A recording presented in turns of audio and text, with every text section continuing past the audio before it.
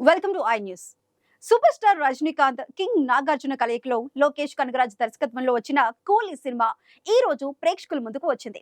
భారీ అంచనాలతో box office వద్ద హైప్ సృష్టించిన ఈ చిత్రం ఏ మేరకు మెప్పించిందో ఇవాల్టి రివ్యూలో తెలుసుకుందాం.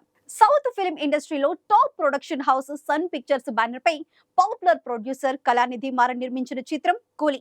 Super star Rajinikanth, king Nagarjuna Akkineni, mister perfect Aamir Khan, Kannada super star Upendra, మలయాళంలో star actor Soubin Shahir, Sathyaraj, star హీరోయిన్లు శృతి హాసన్, పూజా హెగ్డే కీలక పాత్రల్లో నటించారు.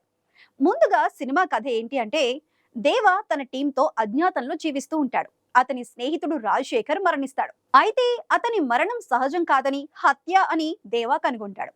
ఈ హత్య వెనుక ఉన్న కారణాలు, సైమన్ బిజినెస్, దయాల్ పాత్ర, రాజశేఖర్ మరణంతో దాని సంబంధం ఏమిటి, దేవా ఈ క్రైమ్ ను ఎలా అరికట్టాడు, సినిమా చూస్తే అర్థమవుతుంది. రజనీకాంత్ తన stylish looks, body language, action, emotional సన్నివేశాలతో అభిమానులను ఆకట్టుకున్నారు. విలన్ గా నాగార్జున తన పాత్రలో జీవించారు.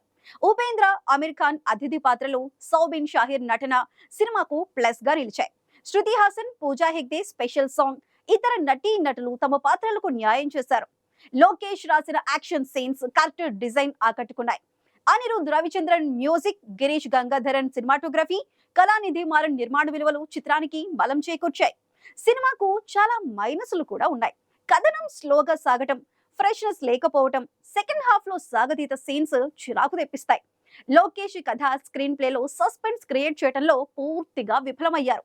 ఎమోషనల్ కాన్ఫ్లిక్ట్స్ ప్రేక్షకులను పూర్తిగా ఇన్వాల్వ్ చేయలేకపోయాయి.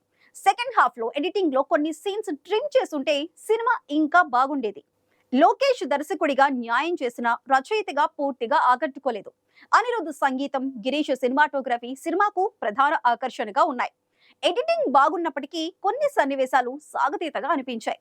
మొత్తంగా కూలీ రజనీకాంత్ నటన, నాగార్జున విలనిజం, యాక్షన్ సీన్స్ తో ఆకట్టుకుంటుంది. అయితే కథనంలో లోపాలు, ఎమోషనల్ కాన్ఫ్లిక్ట్స్ సరిగ్గా ఎస్టాబ్లిష్ కాకపోవటం సినిమాను సగటు స్థాయిలో నిలిపాయి. సూపర్ స్టార్ అభిమానులతో పాటు సాధారణ ప్రేక్షకులను కూడా ఈ చిత్రం ఆకర్షిస్తుంది తప్ప మేకర్స్ ఇచ్చిన హైప్ రేంజ్ లో సినిమా మాత్రం లేదు.